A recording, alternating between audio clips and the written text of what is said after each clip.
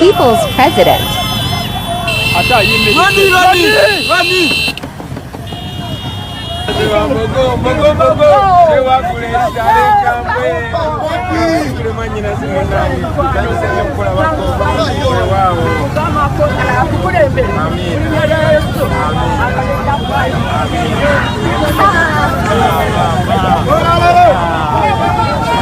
Baganda mange omuntu bw'akula atuuka n'akaddiwa ate omuntu bw'akaddiwa adda buto. Omwana omuto taba na nsonyi ate omuntu atalina nsonyi mumanyi kye kitegeeza nti buli kintu kyakola asobola okukikola nga tafuddeyo banaamulaba batya, banaayogera batya era banaagamba batya.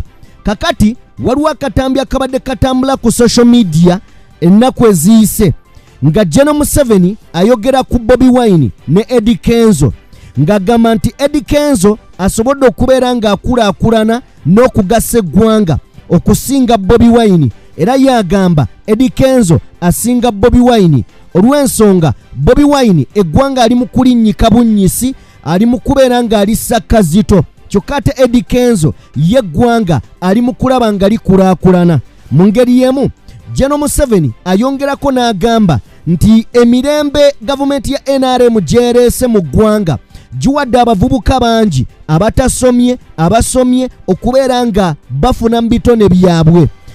Bingi bye tugenda okubeera nga tutunuulira awamu n'okubeera nga tuwogerako. Mu ngeri y'emu abantu b'e Ssembabule beekumyemu ogutaaka kooti y'abantu etudde negobaganya omukulu abadde ali mu Bakungu okubeera nga bagenda ewa Mathias Mpuuga gy'ategese olukuŋŋaana lwe. Ebigambo si birungi. Omubaka amanyiddwa nga Goleti Namugga asomoozezza gavumenti bw'abagambye okubanga agula ekitanda ekizaalirwako abakyala oba olyawo ayongedde okubeera nga abaanika n'obbaswaza. Byonna tugenda kubeera nga tubitunuulira mu ngeri ez'enjawulo, wabula tugenda kwesiba nnyo ku katambi ka Gen.M7 wamu n'okutunuulira Bobi Wine gw'agamba nti oba olyawo talina kyagasse ku ggwanga. Tugenda kubeera nga tutunuulira mu interview ya Bobi Wine gye yakoze mu ggwanga erya South Africa tusobole okubeera nga tugitegeera n'okubeera nga tugitegeera bulungi. Tugenda giyitamu tujanalizinge baganda bange. Njagala kubeebazaako buli omu gy'asinziira okubeera nga atugoberera abali mu bitundu by'ensi eby'enjawulo. Omukutu oli ku DPTV Uganda and of course yenze Sajime abeerawo kubanga mbatuusaako ebintu eby'enjawulo. Njagala kutandika ne kano akatambi kengenda otandika nako kamabegako. Abantu bangi bonna abavuddemu Bobi Wine yali ababeereddewo. Mu ngeri y'emu abantu bonna abagenze nga baswaza n'okugezaako okukakkanya Bobi Wine yali ababeereddewo. Kana katambi ka Dr. Hilderman webback emyaka egiyise ng'agenda mu maaso n'okubeera ng'ayanjula. Njagala okatunuulire then weebuuze Hilderman nsonga gy'asobola okubeera ng'awa okuva mu Bobi Wine. Katukalabe. Hilderman ne Ssemakula batambulidde mu mmotoka y'omubanda Robert Kyagulanyi ey'ekika kya Escalade ng'eno ebadde ewandiikiddwako amannya ga Bobi Wine mu mbiriizi wadde nga nnamba zaayo zibiikiddwa ne bagisiba. Ekyewuunyisa Hilderman ne kalabalaba w'omugole omukyala bokka be batuuse ku mmeeza entukuvu era n'okuteeka omukono ku bbaluwa y'obufumbo Robert Kyagulanyi yakikoze olw'ensonga nti Ssemakula abadde mu Kristaayo ate nga si wampeta kyokka n'alabika ng'asuubizza faaza nti yaddako. Bobi Wine asabye abantu okusabira amaka g'abakiyaga abatandise olugendo lwabwe olunaku lwa leero.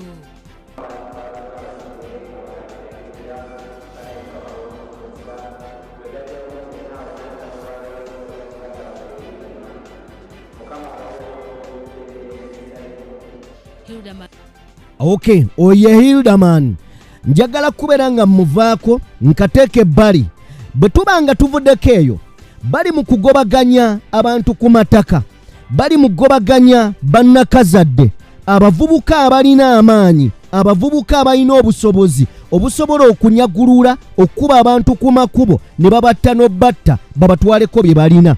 Tuli bavubuka abalina amaanyi agasobola okutuusa obulabe ku buli muntu ne tubba tusobola okufuna ensimbi ne twasalawo tusobole okukola tuyimirizewo bizinesi zaffe nene bizinesi kwe tuyimiridde zimenyeddwa kola nawe eri kati ne mu budde buno egamba nti baveewo kitegeera abantu tebalina ssente abantu bakazi abantu mu masomero otunga abantu bakazi abaana mu masomero abantu baavu lwekyo kitu kirindi ndi gavumenti yavuwazizza abantu kati oza abantu balagewa tewali.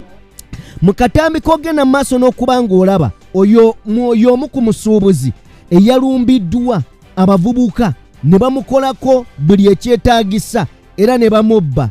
Wano eggwanga we ligenda nti buli wa frustrating abantu n'obajjako n'aka katono ke babadde balina ke babadde basobola okubeera nga beekwanyakwanyizzaako, basobole okubeera nga oba oli awo kabaganyula bava mu bubbi, basalawo babeere bantu balamu, bayiye obulamu wadde kunyigirizibwa ne babuyiiye.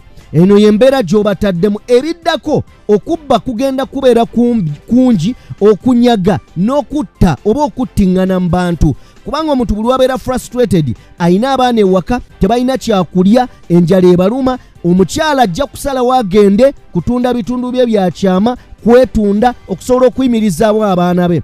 Omusajja ajja genda bbe kubanga ye option gy'asigazza okusobola okubanga famire ye naye ebeerawo. Ekiddako lyettemu eringi, be bakyala okulya nti bawa abasajja kalifoomu n'ebiringa ebyo. Njagala kubeera nga kakatambi nkavaako nkateeke ebbali.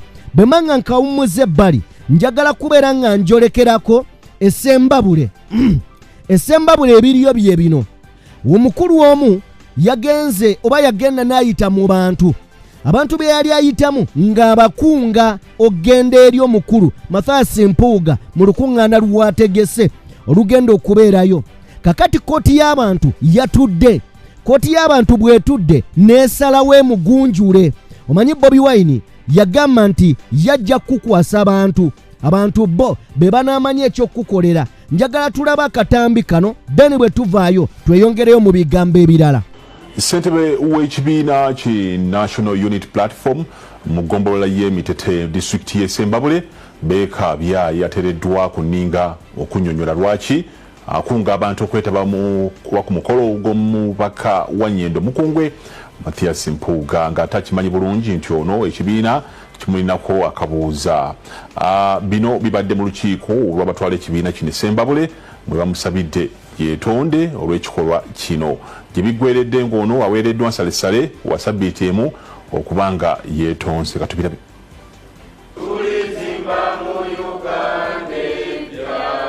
Mu lukiiko luno ssentebe w'eggombolola y'Emitete Beeka Ssenyonga ateereddwa ku nninga okumenyawo ebyo bye yawulirwako ng'akunga abatuuze b'e Ssembabule okugenda mu bungi okwetaba mu mukolo ogwa Mathias Mpuuga Nsamba sabbiiti ejja. Kitegeerekese nti waliwo olukiiko olwatuuzibwa ng'ennaku z'omwezi 11 omwezi guno omwayisibwa ebiteeso okugoba ssentebe ono nga bagamba nti avudde ku mulamwa gw'ekibiina olw'okutembeeta abantu be bagamba nti baava dda ku nnono za Nuupu. Nti n'ekyali kisembyeyo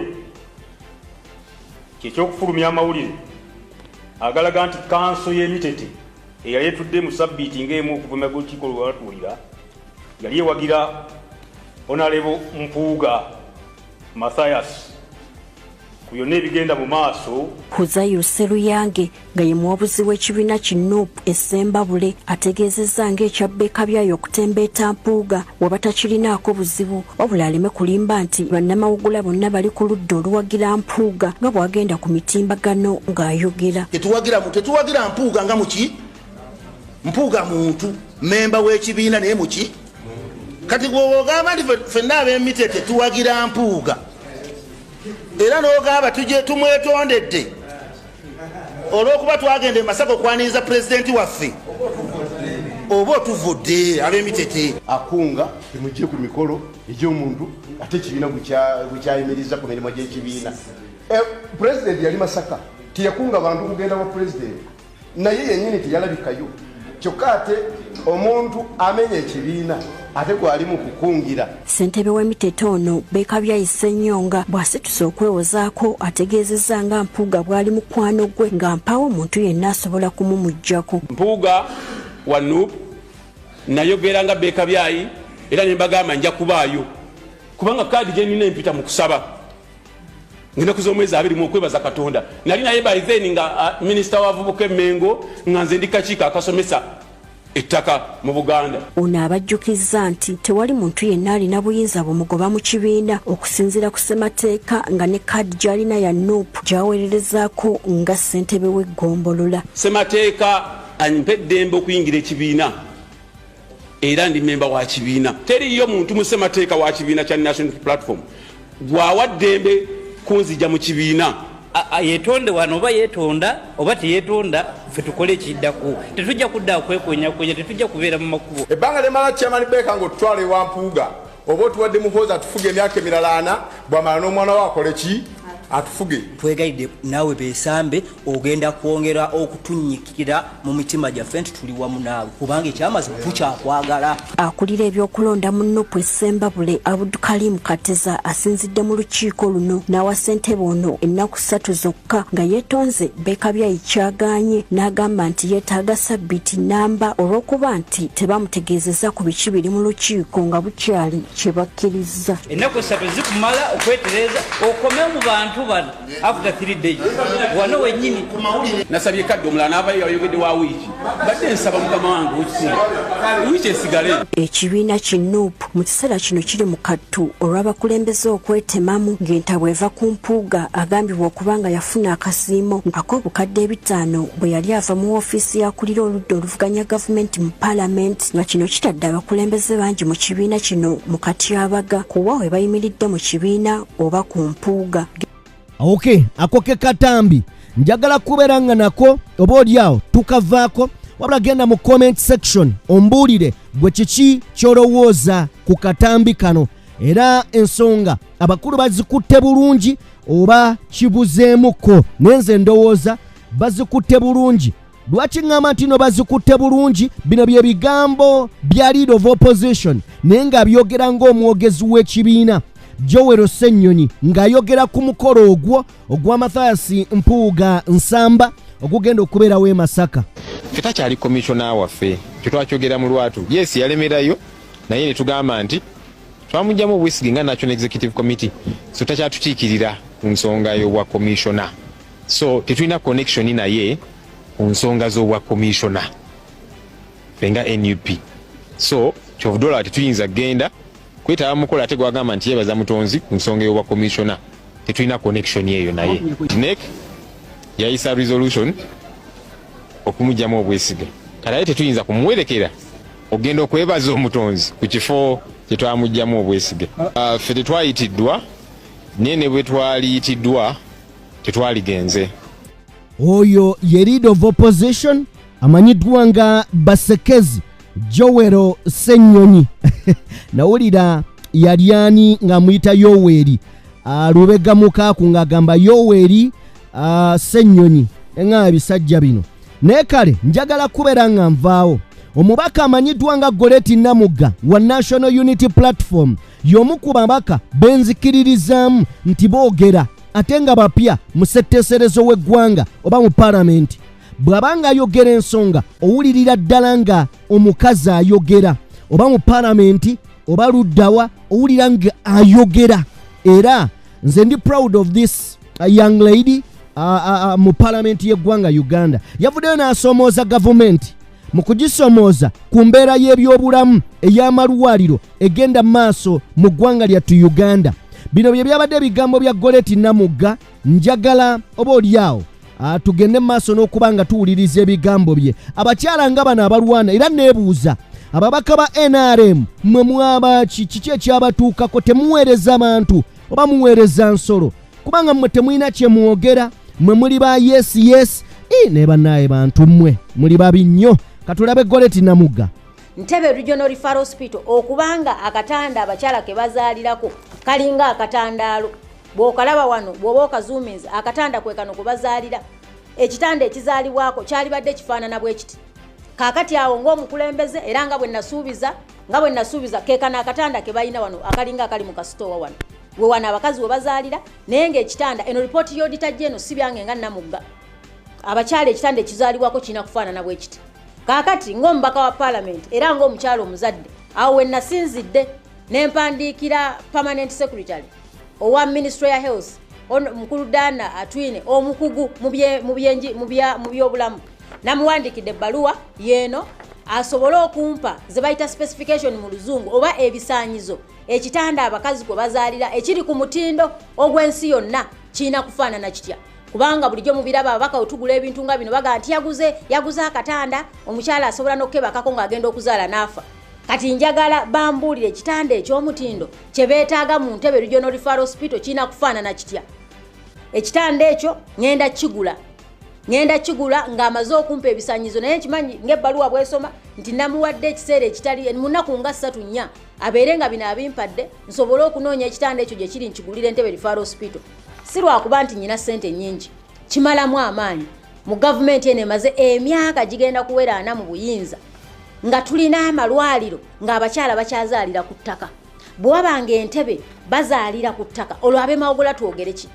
Olwayinza okubuuza nti gwe Mawogola lwaki oguze ekitanda ky'Entebe? Saba bategeeza nti nze saawa eno nafunye eddwaliro health center ffe Mawogola kubanga natwala step n'engula ettaka nga gavumenti egamba nti eyina ettaka nagula ettaka yiika 10 ne mbaako yiika 3 ekyapa nengi transferringa basobole otuwa eddwaliro Sembabule era gavumenti njebaza nti kati health center fo bagizimba. Naye ku kino eky'Entebe nsaba bategeeza obeera omubaka wa parliament oba mukulembeze wa ggwanga iwe national leader toba mubaka w'e Mawogola tetusobola kutuula ng'abakyala nga bakazi bannaffe bafa bannakazadde b'eggwanga nga bafa ne banaleeta ssente za PDM ne banaleeta ssente z'emyoga nga ffe tufiira mu ssanya tekitwala ggwanga mu maaso.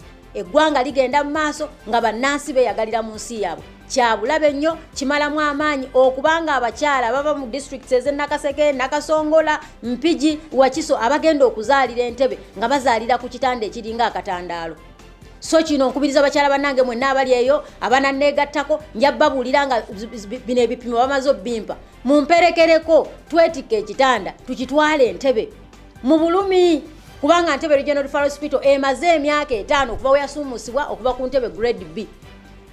Ekitanda ensonga y'ekitanda Entebe erina okubeera n'ebitanda 4 abakyala ko bazaalira. Entebe Referral Hospital buli lunaku ezaalisa abakazi 20 every day abaana 2 bazaalibwa mu ddwaliro eryo. Buli mwezi ezaalisa abakazi 605 buli mwaka ezaalisa abakazi 4,285. Kakati bano maama ave waka ng'agenze mu ddwaliro amanye agenze kuzaalira mu kifo ekiteeketeeke obulungi. Atuuka wagenze okuzaalira asanga ekintu ekifaananako akatandaalo mwaba Mawogola bamanyi akatandaalo ke tuteekako essowaani. Ekitanda kyasanga Entebe mu Regional Referral Hospital nga kiringa akatandaalo.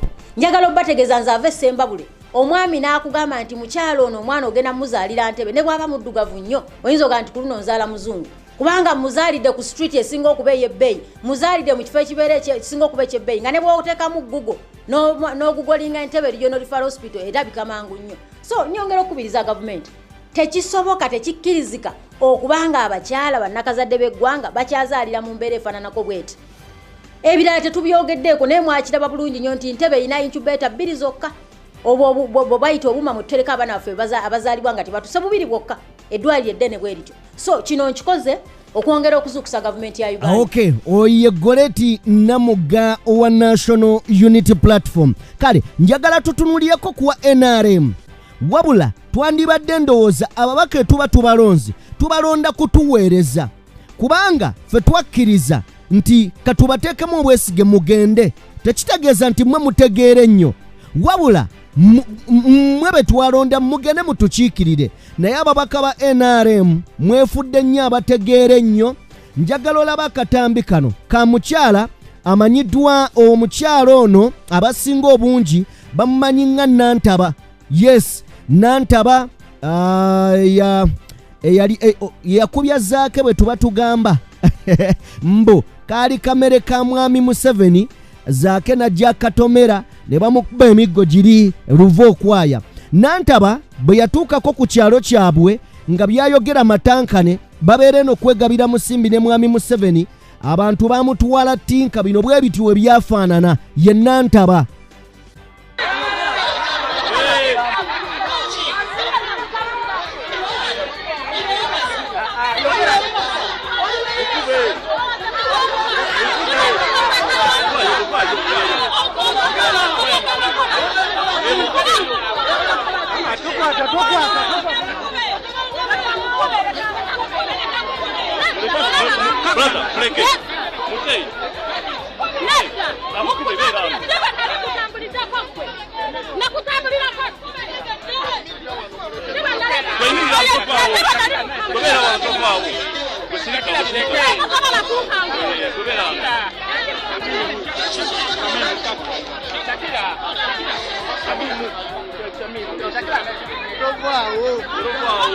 Okay, kale ako ke katambi muganda wange njagala kubeera nga nako tukawummuza ebbali.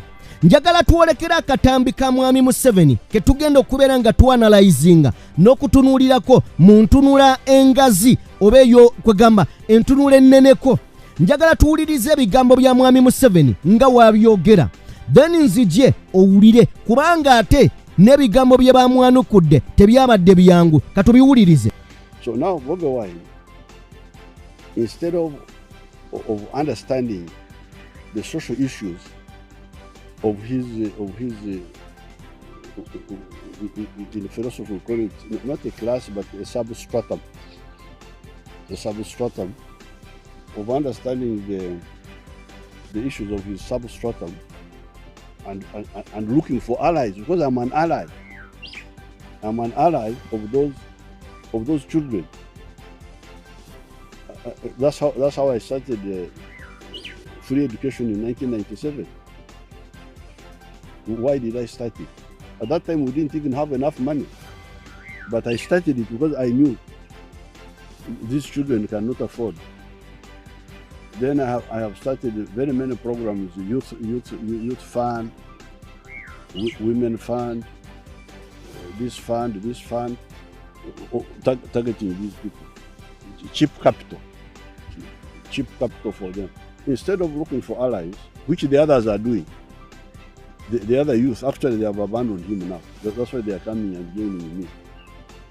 Because for them, they are not against anybody, they are only concerned about their problems. So, and since they are concerned about their problems, and one of the problems that Bobi Wine is having from his group is that these former street children, who are now adults, are telling him that you man, yes, we were street children, but we grew and survived because there was peace. At least there was peace.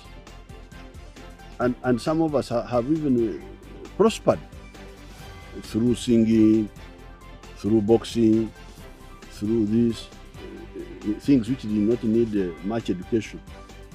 But now you are bringing, because he is linked with you people, you are the one, you see him as an instrument of implementing your confused ideas about Africa, about longevity, because now you are coming here. Ebyo bye bigambo bya mwami Museveni byeyogedde.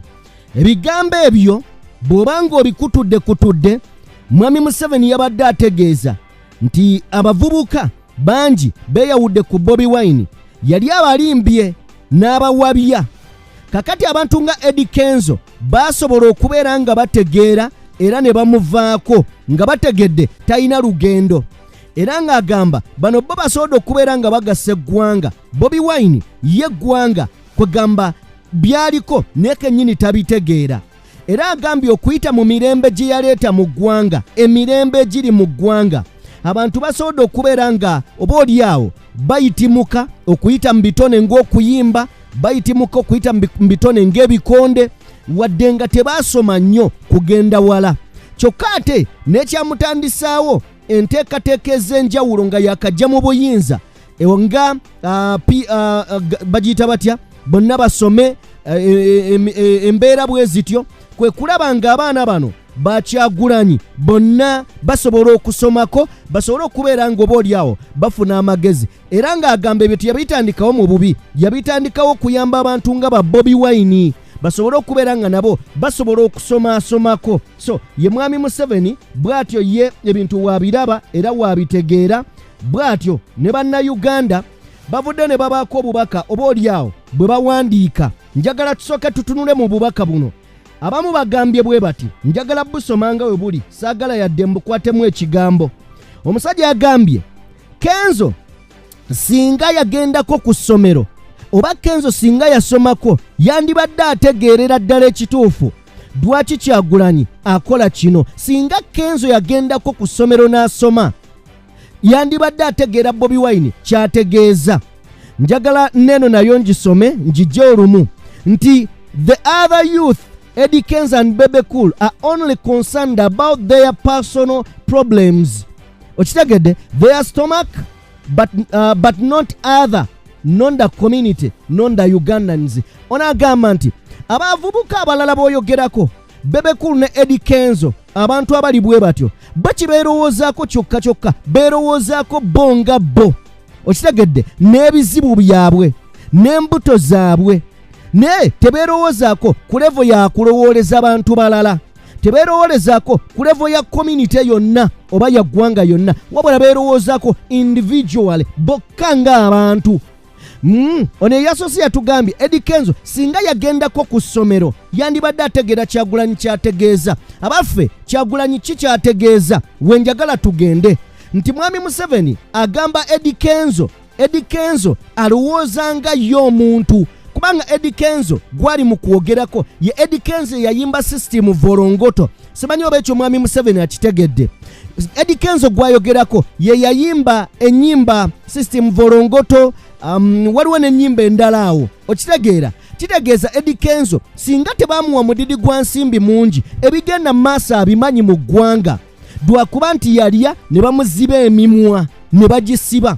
Mwami Museveni ekyo kyeyerabidde okubeera ng'ayogera, naye Bobi Wine alaba mu bugazi mu bunene.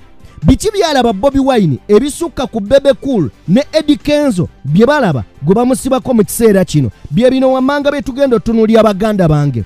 Njagala kubeera nga nkutegeeza nti Bobi Wine bw'aba atunuulira eggwanga alitunuulira nga bino ebintu biweddewo era bivuddemu. Njagala tubitunuulire nga tutandikira ddala ku muvubuka ono. Mukimanyi nti nno gavumenti ya mwami Museveni erwanyisa ebisiyaga naye nga yeyina ababirya. Obadde okimanyi nno mu makomera abasirikale bennyini bali ebisiyaga. Njagala otunuulira akatambi kano. Mugamba Bobi Wine yakulira yaduumira abali ebisiyaga naye nga mwe kennyini ezo ensonga muzikolako mu ngeri y'enjawulo. Ze mbaako obujulizi era mbamanyi, ze mbabuulira amazima naye tugenda mu kooti nina lipooti wati nina obujulizi obulaga mbu nno mwange ebisiyaga naye mpise mu bulumi obw'enjawulo. Mbadde nakisiikira naye kinnuma nnyo olwentunula ku mawulire bagamba Bobi Wine kino kibugiwa kigamba Bobi Wine yakulira abali ebisiyaga. Kamwe mwennyini mwabakulira abali ebisiyaga. Navaayo ndi mulwadde, nze nalwala bukyanga ngenda n'obuzono meeya naye nga bangu nagamba kijja kuggwa. Ne bagamba naye ebyo bizibu SFC ekulimu. Ne mbagamba zindolwa Katonda nakuma nnyo kubanga abamu bwe nasangayo bazangamu amaanyi olw'embeera gye nali nazudde mu saayi zenna. Naye neebaza Kyagulanyi ne mwami Lubongo yabannanga abasajja abo bambeereddewo sijja balimba. Ebyo ebyange naye musabire nnyo eggwanga. Kati ebyo nga by'owulidde mu katambi ako Eddy Kenzo, Bebe Cool ne banna abalala bwe bagwa mu kategole y'emu ebyo bye batasobola kulaba n'okutegeera. Bobi Wine byali mu kulwanyisa endaba ye ey'ebintu kikwetaagisa okubeera ng'otegeera nnyo n'okusoma nga wasoma ekimala. Oyinza okuba nga tewasoma nnyo naye ng'otegeera nnyo. Bino bye birala oba oli awo Bobi Wine byatunuulira gegana amaziga ag'abaana. Ndowooza tusookere ddala wano nga n'abamu kubalabanga Bobi Wine buwalaba basobodde okubeera nga babiteekako ettaffaali. Ono Pastor Robert Kayanja ayogera ku nguzi. Tumanyi ffenna enguzi kye kitegeeza. Enguzi esuula eggwanga, enguzi esuula ebyobulamu, enguzi esuula ebyenjigiriza, enguzi esobola okwavuwaza eggwanga paka ku ttaka. Kati Bobi Wine eyo y'endaba y'engazi ey'ebintu gy'abirabamu mu ggwanga. Bano ba Eddy Kenzo bo bafanzi gyeyo akange n'enteeka mu lubuto, nze ndi bulungi ebisigadde saagala kumanya. Tuli akatambi kano bino Bobi Wine byalaba era byali mu kulwanako. People who steal government money. Abantu ababba sente za government. They are rebellious. Bachewakula bachemu. Corruption must come to an end in this country. Either by goodwill or you will be forced by the Spirit of the living God. Forget about government finding you. Ramasato Robokose. I declare war against you who are corrupt. Forget about anybody fighting you or arresting you or doing anything to you. We will righteous you. But God who lives in heaven will bring judgment to you. And everybody will know in Uganda, no more corruption.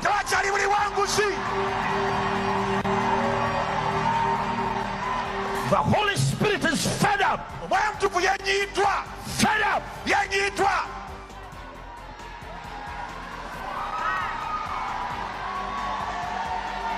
Government spends money on medicine. And poor people can't access it. Because it ends up in doctors' private clinics. People have died of cancer in this country because the machine died. How do you make Uganda look like a poor country? Are we that poor? Are we that poor? For God and my country, you think that's just a statement? God is fed up with the corrupt in this nation.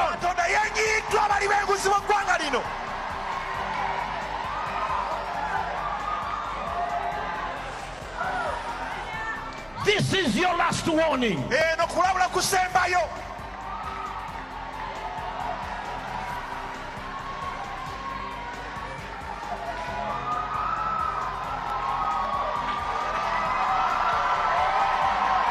God has a greater purpose for this nation.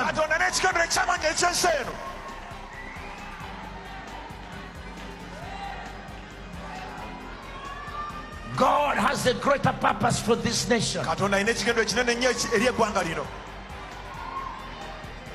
Okay, ako ke katambi muganda wange kansubira nti nno osobodde okubeera ng'okalaba ebyo Bobi Wine byali mu kulwanako mu kiseera kino.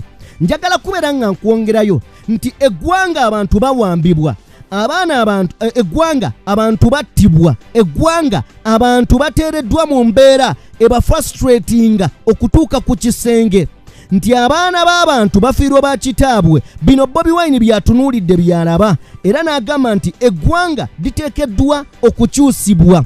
Boba Bebekulu bino bye batalaba ate mwami Museveni bali mu kwogerako nti eggwanga okubeera nga liri democratic, eggwanga okubeera nga lirimu ensa, lirimu amagezi n'amakulu, eggwanga eryetaaga okkulaakulana lirina okukyusa obukulembeze. Eddy Kenzo agamba tebukyuka, Beba agamba tebukyuka, n'abalala ababafaanya n'endowooza. Bobi Wine agamba eggwanga buli we likyusa omukulembeze, buli mukulembeze ajja ne ideas empya, ajja ne ideas endala. Kati ideas ez'endala ze ziyamba eggwanga okutambula. Dwaki? Nti bw'obeera ng'ebintu obadde obirabamu ango bweti, gwe mwami Museveni bw'oleeta olwaleero omuvubuka ajja kusetinga trend eri ku mulembe gwe, nti amanye eby'omulembe gwe nga bwe bitambula. Njagala otunuulire akatambi kano muganda wange. Ono mwana yafiirwako taata we, yawambibwa, taata we bamuwamba. At his age asobola okwogera ebigambo bino bikaabya bya nnaku, tubiwulire. Ekyatuuka ku taata okimanyi? Omaze emyaka emeka nga tulaba ku taata? Myaka 3. Taata we yabula atya? Bamusiba. Osobola okumanya engeri, owulira engeri gye bamukwatamu, gye bamukimamu? Bali budde bwa kiro. Yogerako waggulu. Bali budde bwa kiro? Bali budde bwa kiro nga ffe tuli waka nga taata ali ku luddo. Abajasi ne bajja ne bamutwala. Okuva olutodda nga mukulaba ku taata we. Omusajja ne yavuddeyo ne yeeyita taata we. Yoyo taata we oba alimba? Si yeye. Weetegereza bulungi ekifaananyi ki? Si yeye. Ate eddoboozi we bamukuwadde ng'ayogera nga si lyeri ataata? Si. Kati owulira otya muli okubanga taata tomulina ebiseesaawa zino? Bobi. Oddawo n'olowoozaako ku taata? Naye nga ataliiwo? Olowooza basirikale ki abaamutwala ng'okusinziira ku by'owulira? Gavumenti. Alright, ndina Lukwago Morgan. Lukwago Morgan ono ye mutabani wa Lukwago Martin eyabuzibwawo emyaka 3 kati taddanga mu kulabika mu bitundu eby'emukono, naye gye bufuddeko nkudiramu kati nti RDC ne DPC bavuddeyo ne babako omusajja gwe bapaledinga nga bagamba ye Lukwago Martin. So family egamba si oyo Lukwago Martin owaabwe gwe bamanyi, Lukwago Martin gwe bamanyi mulala nnyo. So omwana ono ali wano mu bulumi obw'ekitalo nnyo ye Lukwago Morgan. Era nga bw'omulaba lwakwaffe ekisobola gikulaga nti akyali mwana muto. Bw'omulaba afaananira ddala kitaawe, talina waafaananira musajja gwe balaze. Morgan, mulanga kigwokubira oba kikyogamba gavumenti yatwala taatawo? Kikyo yagala okubagamba? Bagamba waba yafa bamuleete mulabeko oba sekyo weba kitewatebagala muleete kale bamuleete mulabeko bamale bamuzeeyo. Alright, nsaba obyogere ebyo ng'eddoboozi liri waggulu nnyo. Obadde obagamba ki? Obugamba ki gavumenti yatwala taatawo? No, tokaaba, sorry. Tata ajja kudda gy'ali, tokaaba mukwano. Tata ajja kudda. Bagambe gavumenti eri taatawo. Gavumenti mbasa mukomyewo taata kubanga mumisinga. Bamufu mumukomyewo mutaja.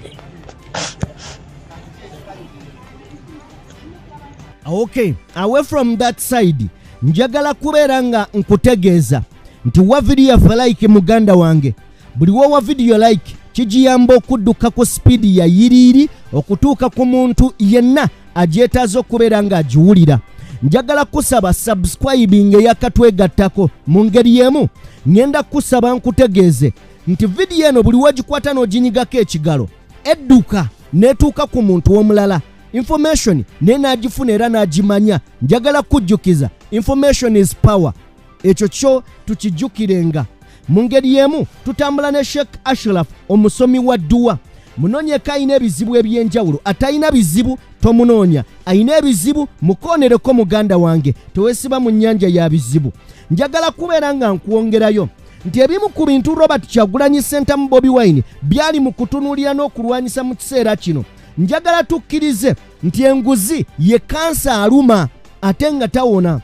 Nti enguzi wano oba enguzi oba corruption eyitiridde mu ggwanga. Njagala kulaga biki Bobi Wine byalaba Eddy Kenzo byatasobola kulaba ne Bebe Cool oba olyawo bayinza okubirabako mu kaseera naye ate olw'okuba nti nno baluvu bo beetunuulira bokka bannaakalyaakaani batunuulira mbuto zaabwe tebasobola kulaba kifaananyi kya buli munnayuganda ng'ali mu kweyagala. Bobi Wine afuluma amawanga. Bw'afuluma amawanga bino bye biba bimututte kutunuulira ng'eggwanga tusobola okubeera nga twesobolera ensonga ezimu. Okitegedde? Njagala tulaba akatambi kano. Wano Bobi Wine yali mu ggwanga lya Bungereza mu kibuga London era mu House of Parliament e London. Okitegedde? Gye yategeereza nti enguzi ewaffe yeekansa era okuva mweno meeting mu parliament y'eggwanga eya Bungereza wali mu London mu kibuga London yatuuka bateekako speaker Anita Among Nvumbo, yatuuka bateekako Baani Nvumbo, bano simanya Guinness Nanduutu. Bino bye bigambo ebyaliyo bino Bobi Wine byali mukola. Njagala tukkirize ani atamanyi nti Anita Among muli wanguzi? Ani atamanyi nti Anita Among ayonoona ssente z'eggwanga? Ani ataasanyukira Anita Among kubeera nga bamuteekako sanctions? Kati bino Bobi Wine byalaba bano abalala bye batasobola kutunuulira na kugaziya mu ndaba yaabwe nga bo aba NRM oba ruling government eri mu buyinza. Now that I'm here in Parliament, I would request you, the members of Parliament, raise our voices more and more, but also to help us call for sanctions, for punitive measures against Gen.M7. You have the global Magnitsky law, which Gen.M7 fits in so perfectly, and not just him, but many other human rights violators. There are travel bans and travel sanctions that can be slapped on them. We strongly believe that if these measures are evoked, it's going to save our lives, because the people violating human rights with reckless abandon, they do it because they don't expect any sanction or any repercussion. But when they see the sanctions beginning to bite, they will step back, and this will be life-saving. So, sanctions please call for sanctions against Gen.M7, travel bans, and call for disassociation with this regime. It is a taint on your good image when a renowned dictator is seen standing shoulder to shoulder with a leader from a respected democracy like this. Of course, we request for friendship and bringing us close because we are the government. Get more aware. Okay, ako ke katambi muganda wange ye His Excellency Robert Kyagulanyi Ssentamu, known as Bobi Wine. Yali muyimbi, muzanyi wa firimu, mukubi wa bikonde, ate munnabyabufuzi omugundiivu oba omukukunavu. Njagala kubeera nga nkutwala mu bigambo bino. Tugenda kunnyonnyoka wano wogenda okutegeerera Bobi Wine amazima mugezi kyenkana ki. Eno interview gye yakoledde mu ggwanga lya South Africa yabadde emala eggobe mu kibya. Ne bw'oba owalana Bobi Wine, ne bw'oba tomuwagala, ne bw'obanga gwe bakutenda nti ku mutima gwo kuliko akasajja akakutte ennyondo nga kayimiridde, buli ayitawo kakuba mukube, Kyagulanyi ojja kuweno ojja kukkiriza. Njagala njibawe ogiwulirize ogimaleyo. Nkusaba ogiwa obudde togipapira, kubanga ensonga lwaki yavudde mu Lungereza lwokka neddako mu Luganda ffenna tugitegeere. Watali gamba kino sikitegedde bulungi. Baganda bange, njagala balekerayo katambi kano. Mbebaza mubadde bawuliriza balungi okuva we tutandikidde okutuuka wano we tumalidde. Njagala kubebazaako ensusso bannayuganda abawangalira emitala w'amayanja. Mwebale nnyo, mwebalire ddala. Njagala kutumirako eddakiika emu yokka. Tumirako mama Kevin, njagala kutumirako muganda wange William, njagala kutumirako abantu ab'enjawulo Sekinoomu nga muwangalira bweru wa ggwanga naye nga muli concerned nnyo ku nsonga z'eggwanga lyammwe. Bannange mwebale nnyo, mwebalire ddala. Mwebale nnyo, mwebalire ddala. Njagala balekera katambi kano mbagambe nti nsaba Lugaba nnyini byonna abampeere bye musinga okubeera nga mwagala, buli omu amumpeere kyanjagaliza. Kyonjagaliza Mukama naawe akikuwe mu mirundi egisukira ddala emingi. Katonda bankuumire. He joins us in studio this morning. Mr. Ssentamu, a good morning to you. Thank you so much for joining us. Njagadde engeri omu South Africa gyayogedde erinnya Ssentamu, Mr. Ssentamu. Nkwaniriza buli omu andaba buli gyondabira eno live reaction ku interview His Excellency gy'akoze ng'ali South Africa. Right now, His Excellency President Bobi Wine ali mu Johannesburg, South Africa. Yakoze interview ku makya ga leero nga bamubuuza ku topics ez'enjawulo. Tugenda kuyita mu answers yawadde aba South Africa. Tulabe kye yagambye. And thank you for having me. What brings you to South Africa? Passion. But precisely, I'm here in South Africa thanks to the Friedenman Foundation for Freedom.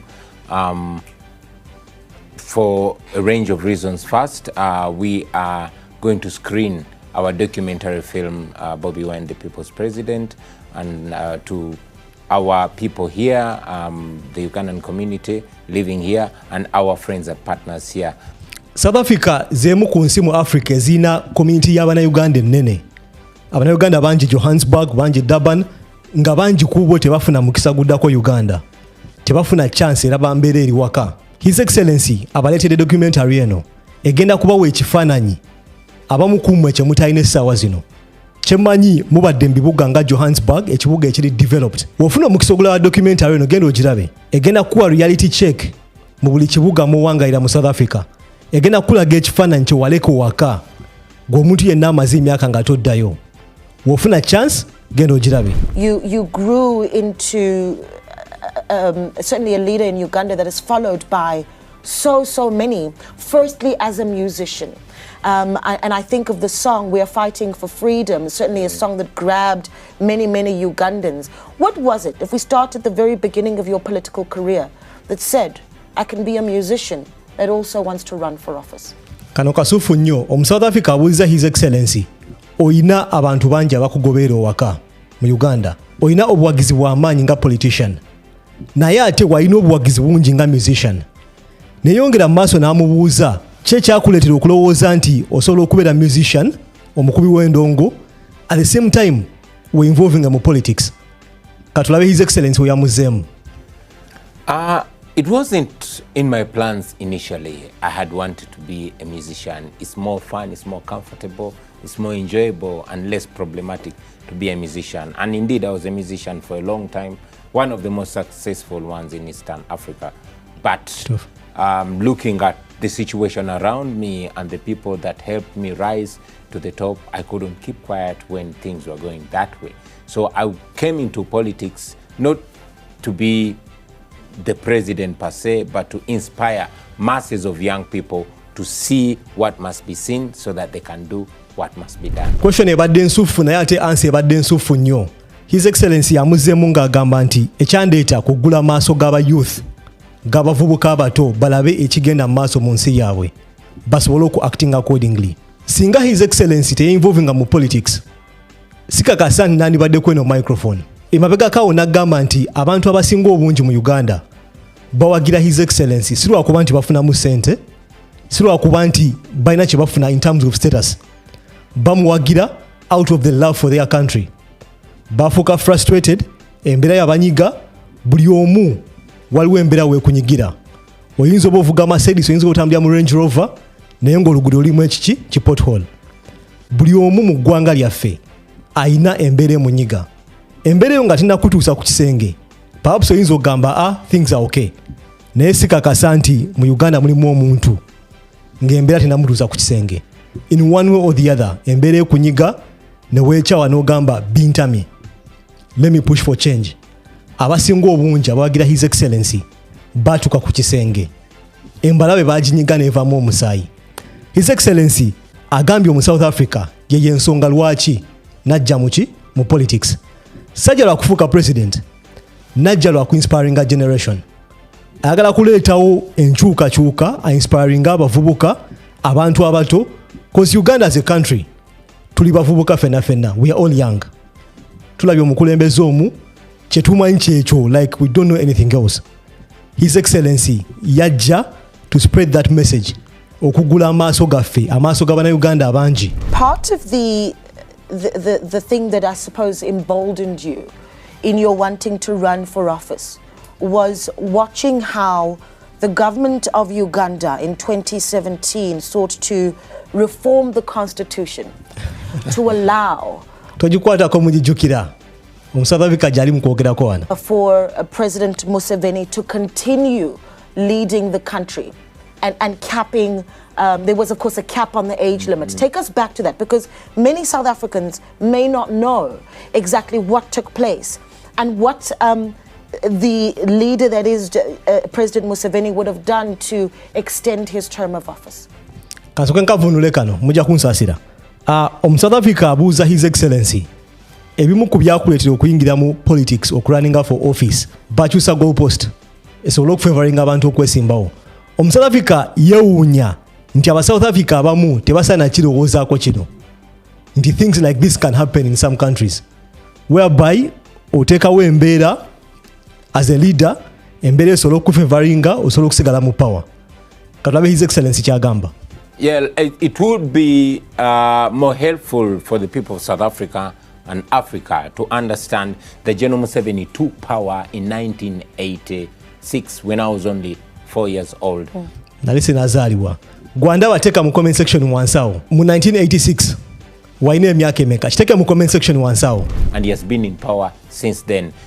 Having said, and notably so, that the problem of Africa in general and Uganda in particular are the leaders that overstay power, but he has been extending his hold on to power. Omanyi kyensinga okwagala ku His Excellency nti akomyawo ebigambo ebimu ebyayogerwa. Akugambye nti Gen.M7 yakola statements ye teri yamukaka nti obuzibu bwa Africa beba leaders abasinga okulwa mu power. Naye ate tulabanga from 1986 up to 2024 akyaliwo. So ebigambo byayogera His Excellency ali because against him.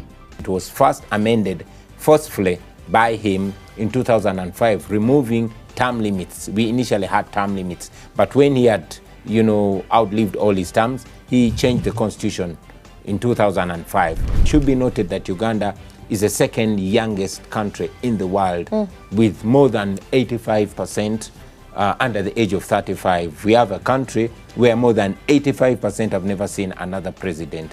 Well, I was 4 years when he came in, so I can also claim I've never seen another president. That is how it has been. Nenga nekira kyentera okulowoozaako olowooza fact eno y'okugamba nti bannayuganda abasinga bato, most Ugandans are around 35 years old, balina emyaka nga 35. Olowooza eyo fact contributinga okulaba nti basobola okutufuga. Olowooza balowooza obwongo bwaffe buto. Njagala udiscussinge mu comment section wansi awo. I'm interested in knowing oba people think because we are young they can take us for granted. Bayinza otuvuga nga abajega nga balowooza tetumanyi kigenda mu maaso. Kiteke mu comment section n'ekyo. In Uganda. So that pushed me to challenge the guy, and indeed we challenged him, and the world knows that we defeated Gen.M7, although he held on to power by force. It's interesting because you talk about, you know, running for that election where the president of Uganda essentially said, well, I'm going to stay in power and will reform the constitution to allow me to do so. Let's talk about free and fair elections in Uganda. Where do you rate elections? Omanyi ebyennaku bisekerwa. No mu South Africa asese wabadde ayogera ku free and fair elections. Wahintinze ku kigambo free n'afenseko katemba yennyini nyini. Even people abali ebweru bakimanyi there's something wrong with our election system. We've become a laughing stock. Uganda is a comedy show. Let's talk about free and fair elections in Uganda. Where do you rate elections in Uganda? In Uganda, we don't have elections. We have rituals. Thank you, Mr. President. We cannot. Akakagambo kakulu nnyo. In Uganda, we don't have elections. We have rituals. Akongagase mu dictionary yange. Where the main challenger is arrested on the nomination date, where the main challenging party is not allowed to organize or to move around the country. We had what we call the election in a full blackout. The internet was switched off, or radios and TVs were switched off. International observers, notably the European Union and United States observers, were blocked from entering the country. You know, we went into an election where all of my campaign team was rounded up on an island and detained. Many of them remain in prison on the present day. Ebyo tukimanyi nti bikolebwa okusobola creating an environment abantu basobola oku-engineering election. Ebintu bisobola okukyuka nti result eri A, by the time weefulumira ng'efuuse Z. So we're creating our environment ne bateekawo zi signal jammers nga tosobola kukozesa internet around polling stations ne bajjako ebintu nga Facebook, and I think bagenda kujjako YouTube eventually, like towards the election 2026. So we cannot say we had an election, we had a ritual, but whatever it is, we challenge Gen.M7 and ekigambo ritual nkagadde nnyo. We don't have elections, we have rituals. Big up His Excellency. That messed up election, still he could not win the election. They could not count the votes. They just came up with numbers wherever they got them from and announced a winner. What do you observe about South Africa's democracy? Wow. Clearly South Africa is not where it wants to be, but it's definitely where many of us desire to at least reach, you know. South Africa ye US ya Africa. Tulina okikkiriza ekyo nti osanga aba illegal immigrants mu Johannesburg. Uganda, omuntu ng'otambuddeko olina okwagala Uganda ebeere bwetyo nga naffe tulina ba illegal immigrants. Ng'oli ava e Kenya n'ayingira Uganda illegally ajja new opportunities. Eyo epitome oba sign ya success okulaba nti abantu bava mu nsi zaabwe ne bayingira borders zammwe illegally basobola okufuna opportunities. South Africa weeri wetwagala okubeera n'okusingawo. Here people are voting issues. Back then we are looking for a vote, we are looking for a voice, we are struggling for our vote to matter. So there are different things. Of course, we know that many people take for granted what they have. If I was in South Africa, I would be super glad. The young people in South Africa sometimes take it for granted that they don't even go out to vote. Young people in Uganda are struggling for the opportunity to vote and to have their voice count. So South Africa, with its challenges, is definitely where many of African countries, and particularly in Uganda, desire to be. Where do you place how powerful, if at all, young Africans are in influencing their own political landscape? In a question kansoke imposing His Excellency tana kuddamu ambuuzizza olowooza abaana abato oba abavubuka ba youth balina maanyi ki mu kudecidinga engeri politics gyatambulamu mu Africa. Uganda is Africa. Question ngenda gikyusa ngifuule nti olowooza bannayuganda balina amaanyi okuinfluencinga politics waabwe. Katulabe His Excellency kyagamba. Well, it is not just a sense that young people in Africa. Buli His Excellency kyaddamu wano bwe wateeka Africa ateekawo ekigambo Uganda, the similar statement will apply. And influence the political landscape. It is a fact that young people can and indeed should influence the political landscape. They have to, because they cannot let the elders today, whose future is already behind them, determine their future. You know, it is unfortunate to see that Africa is largely governed by elderly people making plans for young people. And I think it should be a clarion call all over Africa for young people to get actively involved in the politics of their country, their countries, because they indeed can.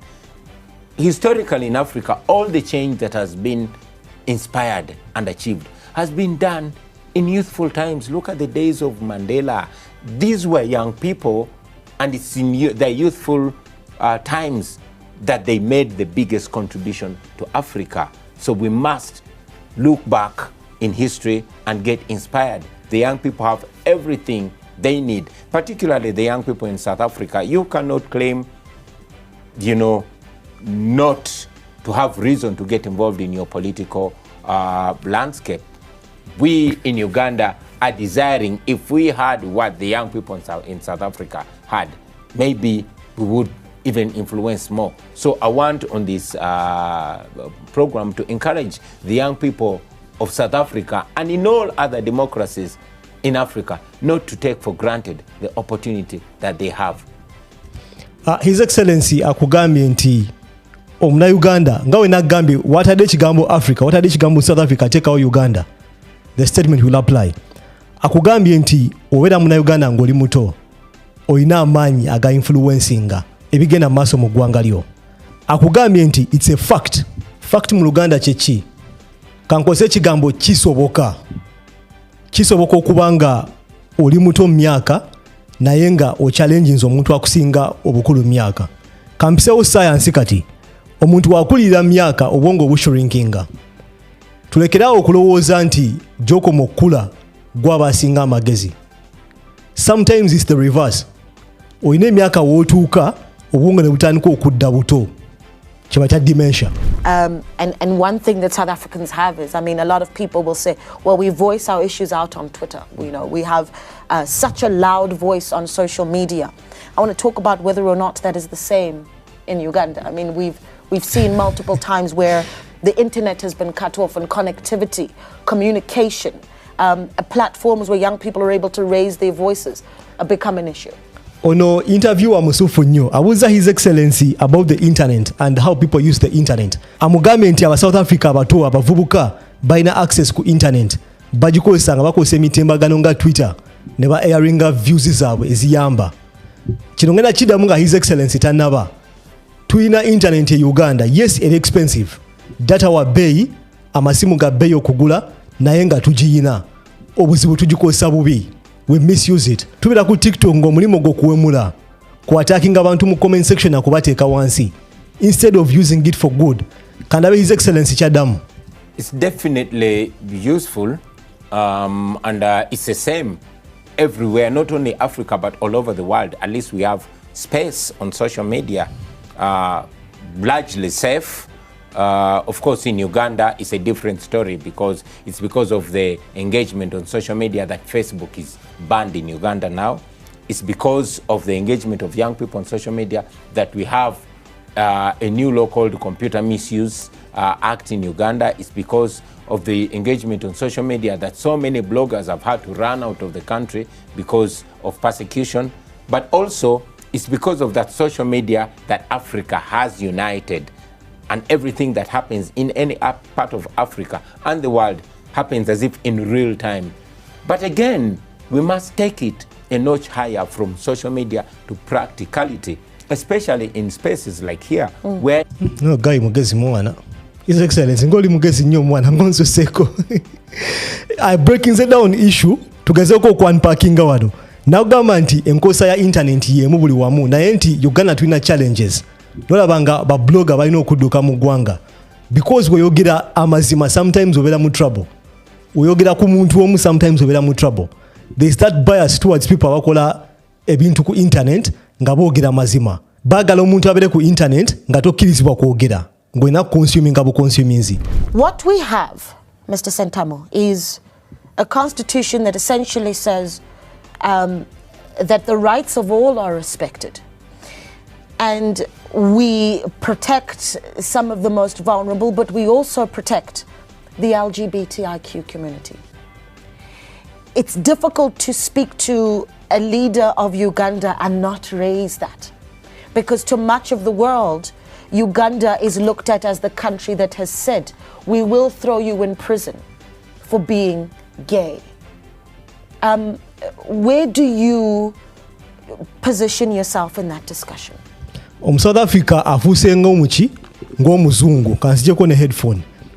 His Excellency yakugamba balete teeka lino okulikozesa against him, okulikozesa against opposition, basobola okumuteekako crime singa commentinga ku bintu nga bino. South Africa afuse ng'omuzungu abuuziza ebibuuzo His Excellency bye yaddamu edda yeesibye ku kisiyaga. Katulabe His Excellency kyamuzeemu. There comes the LGBT question again. I wish. Nagambye no live reaction sinalaba His Excellency kyeyagambye. Naye nga wenkugambye omusajja bamubuuziza ekisiyaga buli walaga ng'abaddamu. His Excellency singa onnyamba n'obanga omukyalo mwamu referrinze adde alabe interviews wakoledda. Tulabe kyeyagambye. All other rights got the same attention as given to that. However, I'll also mention that coming from Uganda and living in Uganda, I hesitate to give so much comment on that because there's a law now, which law, besides making it illegal, goes for anybody that is perceived, you know, so that is perceived to be kind or whatever. So njagala wegenereze His Excellency ngaddamu ebibuuzo. He's calculating. He's giving calculated answers. Tamalaga bigwamu. Sigamba nti bamubuuzizza naddamu okitegeera. Tulina okuyiga aspect ng'eno. Buli wolaba interviews z'abantu nga bano abagezi funa ky'obayigako. Singa aliwo ekintu kyoyinza okuyiga mu eno interview kuwa calculated answers. Twala obudde bwo oddemu ekibuuzo. Big up His Excellency. It's important to also mention for me that in Uganda, the LGBT question is not only a social or moral question, but it's also a political issue, effectively used by Gen.M7's regime. So you will understand if I don't comment further on that issue.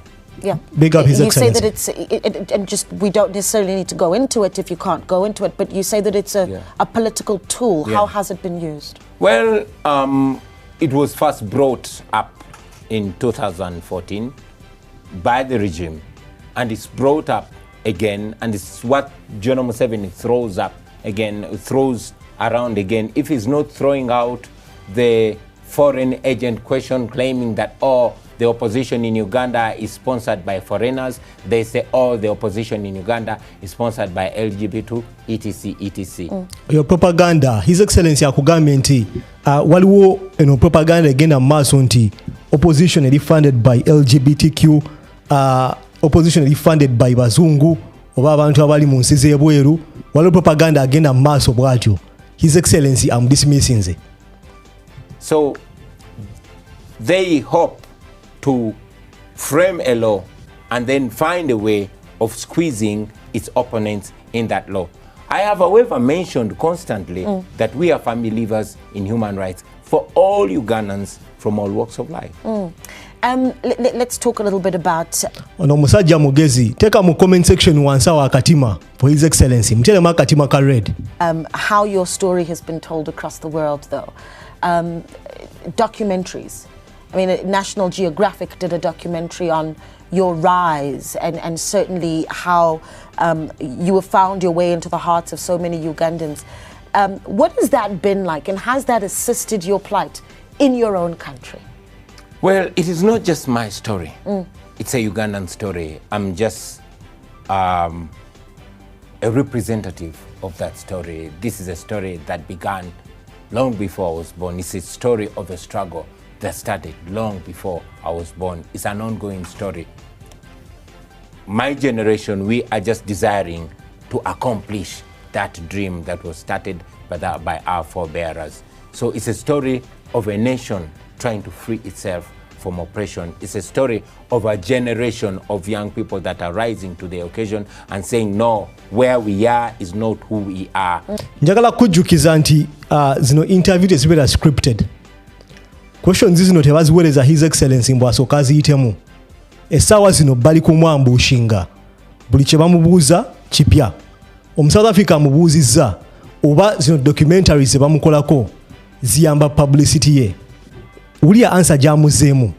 A beautiful answer. Namugamba nti eno story teri about me. Eri about Ugandans. Eri about struggle eyatandikibwa bajjajjaffe. Our forefathers. Power corrupts, and absolute power corrupts, absolutely. Gen.M7, who rules over our country today, diagnosed the problem in 1986 and said Africa's problem are the leaders that overstay in power. Even Chinua Achebe, a great Nigerian writer, is quoted to have said in the 80s that Africa's problems are not the rivers or lakes or natural resources, but it's all rounding around leadership. And we cannot reinvent the wheel. It is the same answer to the question. We have a challenge that power has corrupted our leaders, that they believe that only them can deliver the promise. And the promise has been altered. Initially, when they came to power, they were promising democracy, they were promising a fundamental change, they were promising the return to the rule of law, they were promising respect for human rights. But today, they are the shadow of their former selves. His Excellency, lero nsuseeko omubanda atabuse ali kufujja akugambye nti power corrupts. Message bajja nayo ate kati bafuuse example yeyo message yennyini nyini. Bakugamba nti obuzibu bwa Africa bebalwa mu bufuzi, obuzibu bwa Uganda bebalwa mu bufuzi, naye ate bafuuse example eyo. They don't want to remember who they were when they were our age. So that's why we are taking it upon ourselves to shape up a country and a continent where we shall grow old, where our children will not hold us accountable for folding our hands as the nation and continent goes to the dogs. That's a very beautiful answer. That's a very beautiful answer. I think guno omwaka, this is one of the best interviews zenakawulira. Ate nga nemuliziwa interviews. Naye n'omu South Africa kimususeeko. Yewuunya omusajja ono omugezi avaawa. This was a very beautiful interview. His Excellency, leero okineeyirinze. Indeed, okujjako ng'omuntu hater obanga ayina ekikyamu oba tamanyi luzungu, whereby tugezaako okutranslatinga interviews nga zino, yajja okuvaayo agambe nti this man doesn't have something special about him. There's something special about, for the first time ngenda kumuyita erinnya lino, Kyagulanyi Ssentamu. There's something special about this man. There's something special. Kankozesa ekigambo ekitala, Bobi Wine. Mujja gamba ndi bust because muyita His Excellency President Bobi Wine. Eno kanjogere ngeri plain.